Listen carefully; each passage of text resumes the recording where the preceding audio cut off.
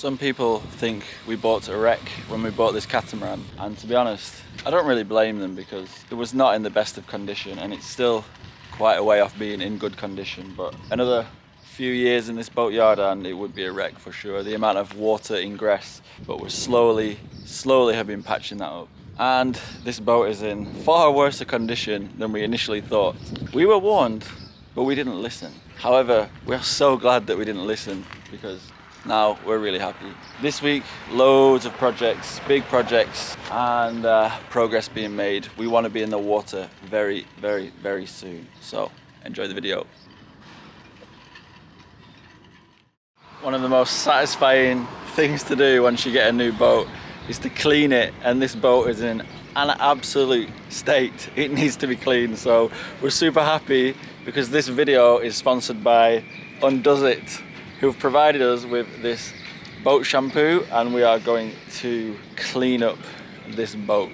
It's going to look so much better. So as you can see, we've spent quite a lot of time sorting out these windows and painting out this lovely white stripe, but the deck is horrible. It's brown. So we'll see if by using this we can start to match the colors a little bit. So basically this is a professional product which is available to boat and RV owners, and the idea is that this will get the job done and get the job done quicker so that you can focus on the things that matter. However, I do quite enjoy a good boat clean. It always feels nice to have a clean boat. So let's give this a try.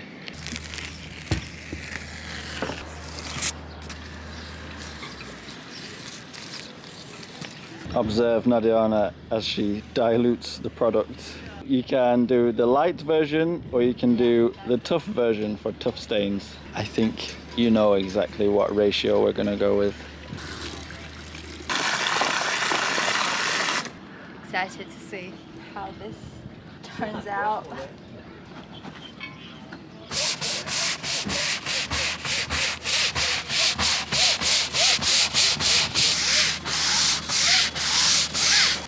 I'm using my facial knowledge of cleaning because you do circle and that's better clean.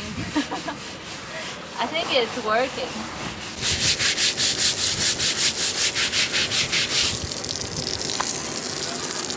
Now we have one incredibly white square of the boat. So after a good scrub, a good rinse, and it looks nice. And also this cleaner is also good for gel coat, fiberglass, plastic, metal, glass, wood, painted surfaces, so it's very versatile.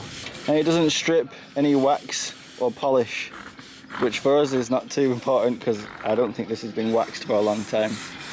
But it is now too clean that it shows up the blemishes on the deck and previous deck repairs quite a lot. I think we're going to have to repaint.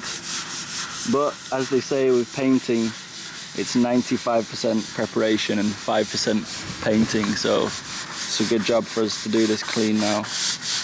And now we have the whole 35 foot by 15 foot of boat to clean. Yay! Yeah, now I'm missing GT.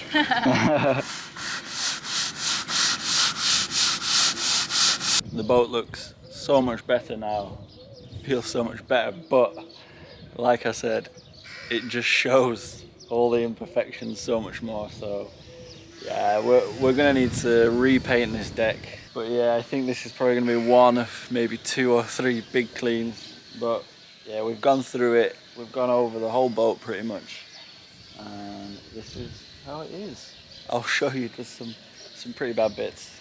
As you can see here, some rough deck repairs. So we're kind of in and out of a few little jobs. I'm gonna start cutting out the fuel tank, or at least cut out another service hole on this side so that we can ventilate it properly. As you can see, it's a very tight area. This is the heads. We got some advice from Andy from Sailing Melody, who was kind enough to send us out some cutting discs. So he sent us out these super thin cutting discs. So thank you very much, Andy. Go and check out Sailing Melody. There's a link to Sailing Melody's channel in this description. They are refitting a big steel boat. Basically, I'm going to use this very thin disc to initially cut a square just to see how it is. So basically I've got this fire blanket here to catch any molten sparks. And another thing, we have these welding gauntlets, which were hand delivered by Justin. Thank you very much, Justin, for bringing us these, and also some more cutting discs and loads of other stuff. So thanks, Justin. So with these and everything else, hopefully we'll have a safe excavation of some fuel tank steel.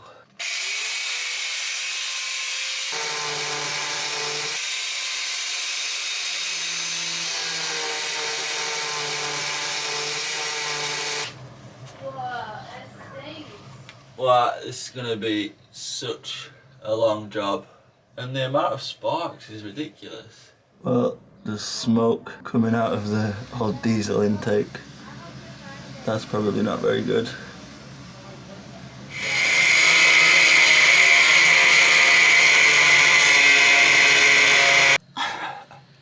Oh god, maybe I'm starting to regret the idea of taking out this tank.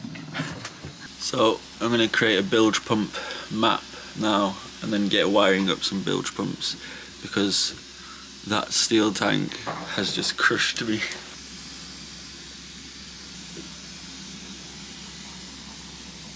We have here where the propellers are, we have one pump here and one pump here. So this one works and this one does not. We also have the shower sump pump up here and a through hole. There's the potential to use that through hole for another pump into the main bilge. And I'd also like to put another bilge pump here in the main bilge in the starboard hole. I have to double check, but I don't think there is a through hole here. And running pipe to the cockpit under the floorboards, I think. It's not really good, so I will double check. Moving into the starboard hull. So under the floor we had this. It was all just stuffed in, so it's been wired up pretty shoddily, so he's rewiring really. It's one of these ones with the little float in, and to test, you twist. Which is pretty cool, it's pretty simple, like the float switch is embedded in. You don't need to wire up a separate switch. But we've got this one here, and for the cabin, we have these little ones which are called the Whale Super Sub. Now, I'm not sure how they work either, so I need to do some more research on that. But they will be wired under the bed. This wiring also needs to be sorted out. And look at this previous bilge pump wire. There you go, an accident waiting to happen. You can see where it's already been shorted. So that needs to be changed. Don't worry, it's not connected at the hot end, so don't worry.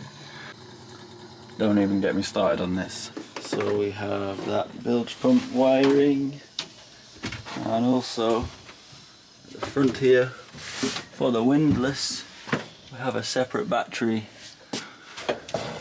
control box to the windlass, which is a very posh windlass. So we have that, which is a Lowfriends Tigris, and it's actually worth about £2,000 and it's brand new, so that's really awesome. And we've got a brand new 10mm chain on there as well. We've tried the windlass and everything works. I just need to tidy this up a little bit as well. Well, that's one more essential job that needs to be done before we put the boat in the water. So I don't mind a bit of wiring, it's quite simple, very basic. So just need to work out which of these wires to wire up.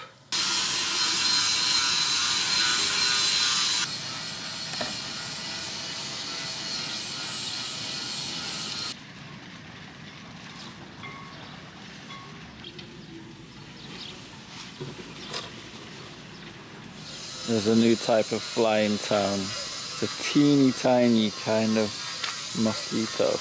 They just nibble. They're impossible to get on camera, but I know you can see. Port Navy service in Port St. Louis. You'll see Nadiana stooping over her window while listening to Wong Fei. So I've released the screws and tapped them, but this little foot will not come off, so we are making a hand vise thing to hopefully pop it off. Then we can release the rudder. This is Victor. We've become friends over the last few weeks and he's helping us out with this. Mr. Victor will release the rudder now without problems.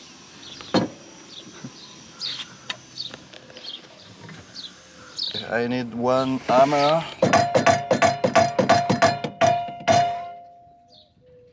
Yep.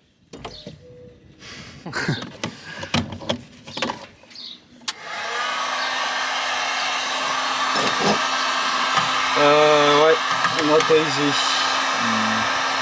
It's down. So Victor set up the heat gun for about 5 minutes on it, and with the vices it just popped out. So he's going to release the bolt and then I'll release the rudder. There's something still holding onto it. Yep. But, okay. Be careful. Nice. Wow, my hole's not deep enough. It's taken me about an hour and a half to dig this hole.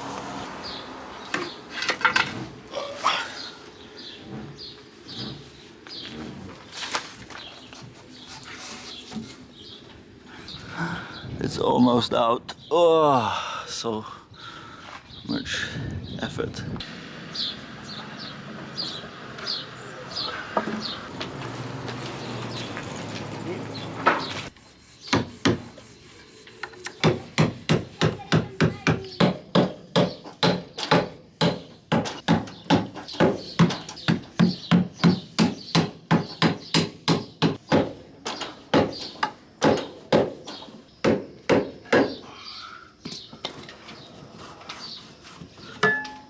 Now I need to dig a hole again.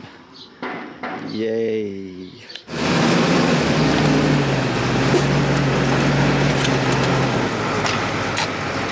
The big Catamaran is leaving. These guys have some skill to get this out. It's close, but we're good.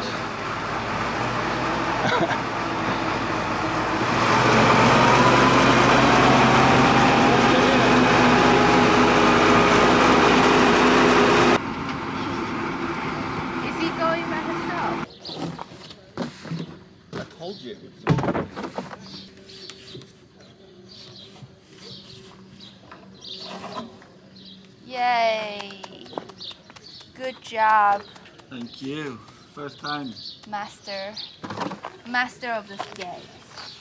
Now we are rudderless. But now I understand completely everything about the rudder. I hope it was worth it to take it off. I think it definitely is. Because the plywood's a little bit split. It looks bad, but actually if you think about the way that it's made, it's basically bolted through. So there's points. The point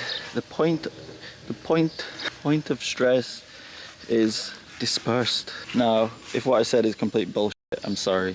I don't know what I'm talking about. Come and look at this. What? Big thing.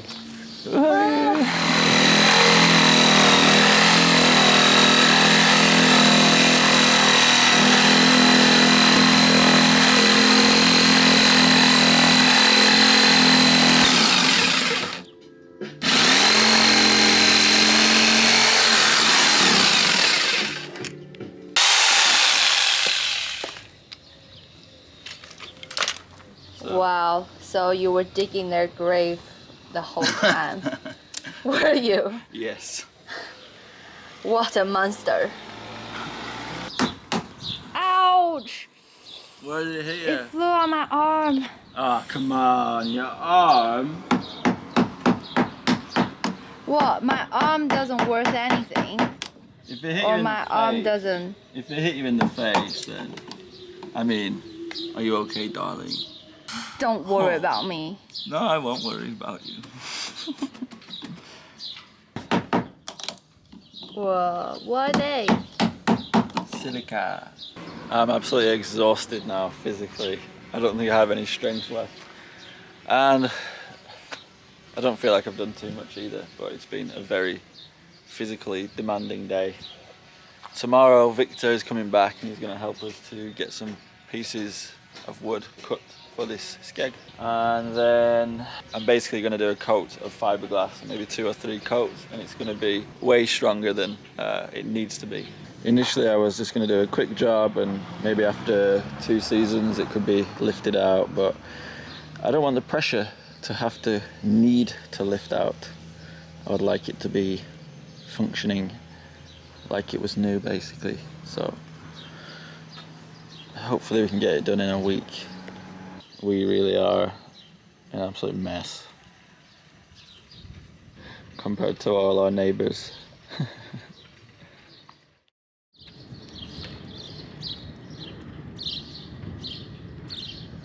Here comes Victor. He's gonna help us.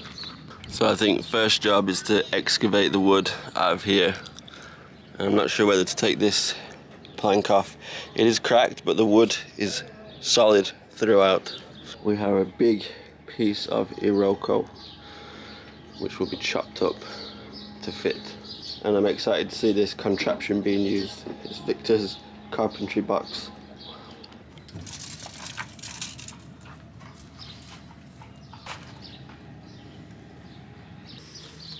Okay.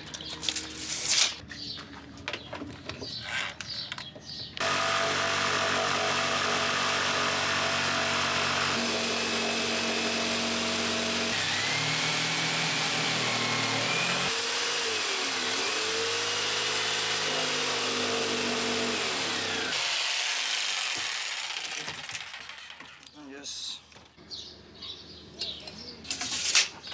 We need more wood. We've come to the shop. Bit of old ply. We watch that.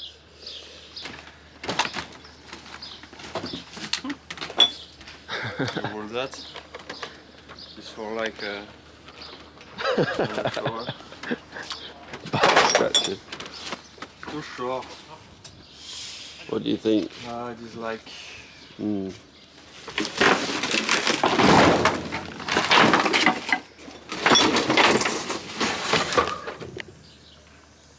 Victor is well strict. We both feel like we are little students, and then when he come back, we need to finish to meet his expectations. It's precious to get it. Yeah. Pressure now. And I'm doing this, chipping away little holes with the baby hammer. And Mark's task is flatten the rudder inside wood with the big hammer. And our teacher is coming back soon. Wow, he's back! okay. We have 2 different solutions. One, you pay one other plank, and we make a good job. Or the second, like improvisation. Don't fix that. Like with 3 different types of wood and 3 different pieces, like Frankenstein. yeah. It's not really good. That is bad. It's okay. Voilà, that is that. Oh.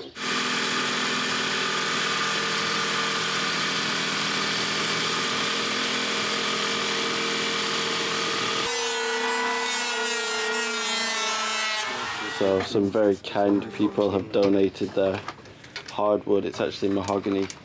And we're getting the planks to the correct size.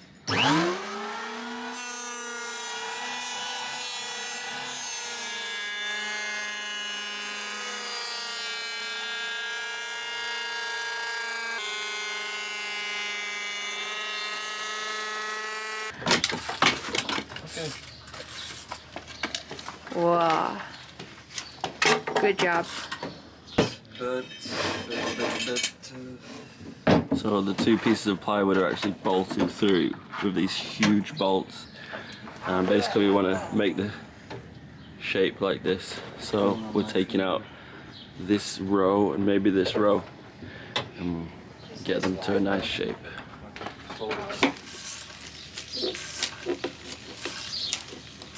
This is my first time I watched this type of sgeg. Do you like sgeg? Big sgeg. Sgeg means penis in French. Slang. French slang. Ah, well, okay. It's stuck upstairs. Yeah.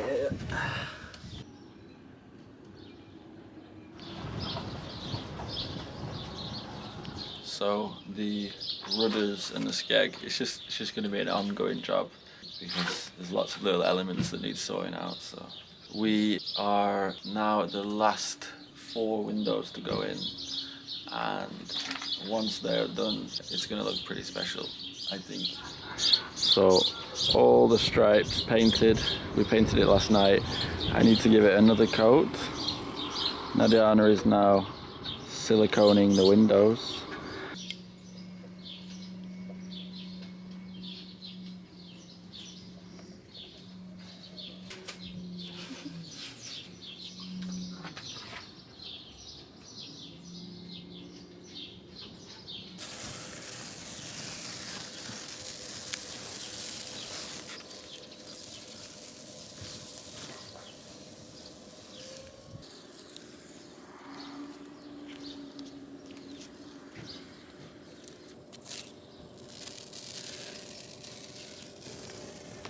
So now I'm going to turn my attention towards the running rigging on this boat. So we have a lot of undersized rope, and I'm guessing this has been put there for overwintering. As you can see, the main sheet here is very small, and things like this, the main sheet for the mizzen as well is quite thin. So I need to search the boat because I think there is some running rigging on the boat, and then for what we don't have, I'll have to price up.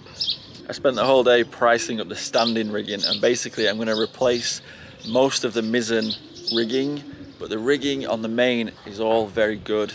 Norseman terminals, really good quality, and there's no cracking, not too much corrosion, only tiny bits, so the main stuff's all good, just mainly focusing on the mizzen standing rigging.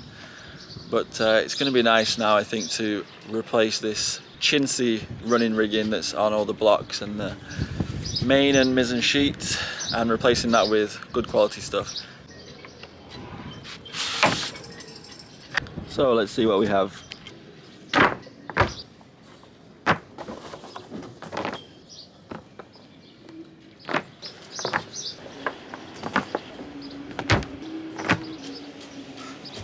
Bruce anchor, anyone?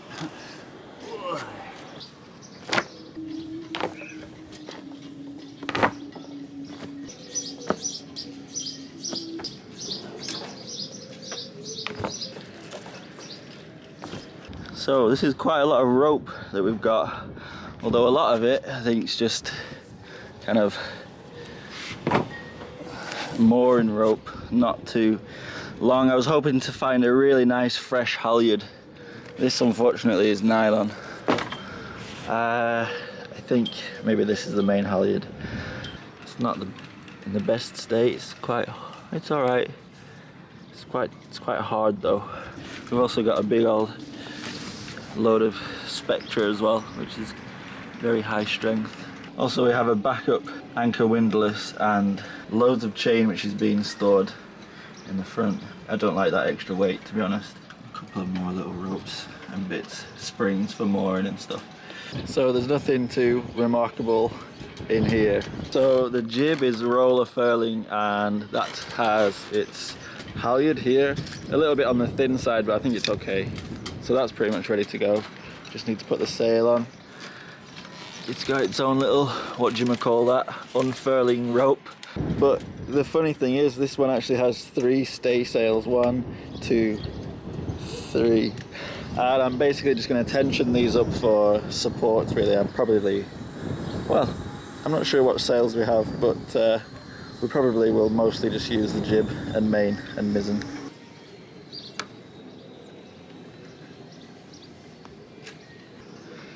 Check this out. Beautiful. On the mast we have these little easy lock things which I'm sure are super convenient, but I've never used them before. So could this be the halyard? Seems very flimsy. Surely not. I think I'm gonna have to get a new one. It's the biggest rope on the main at the moment. So the annoying thing is now that I've organised everything, it's banging on the mast again. Oh yeah, whatever. It's okay.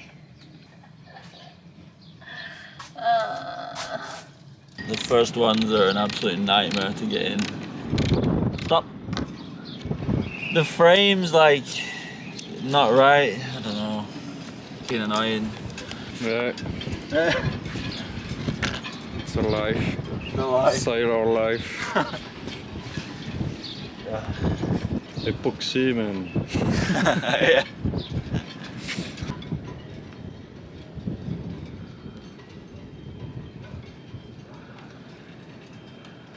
It only took us a whole day to install 4 windows. But yeah, look at that. Mood lighting coming from the LED lights. How about that? Oh la la. We are finished. With the windows. Yes. Ah, good times, good times. All of the windows are finished. Wow. As the project manager, I would have to give the end speech of my project. So, thank you everyone. Thank you. No need to applause myself. Anyway, my thank you speech, I would have to say thank you first to my dear husband, who has helped me throughout this whole project. When I was just gonna give up, he came up and he said, we can do this. Or he helped me through, even it's from 6 in the morning or to what time? 10 p.m. And next, I will thank my sensei, Justin. He's amazing. He showed me and guided me through all this process. Without him, me and Mark would have no clue how to start this whole project. And last but not least, I will thank everyone who watches this video and who helped us, who supported us. Thank you guys. My success is your success. And let's hope it won't leak. And I would like to say thank you to you. Ah, don't thank me. Thank these two things.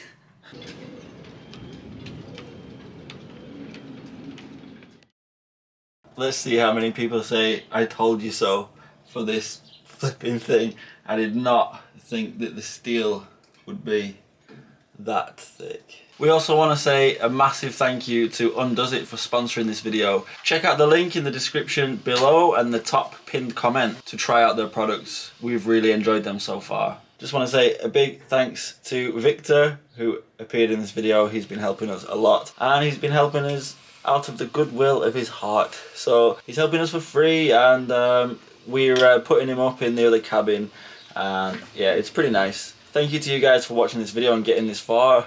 30 minutes. Oh, you guys are crazy for watching this stuff. We're really enjoying the process. We hope you are too. Thank you so much to you guys who've been to our PayPal and coffee for obvious reasons. Thank you so much to you guys.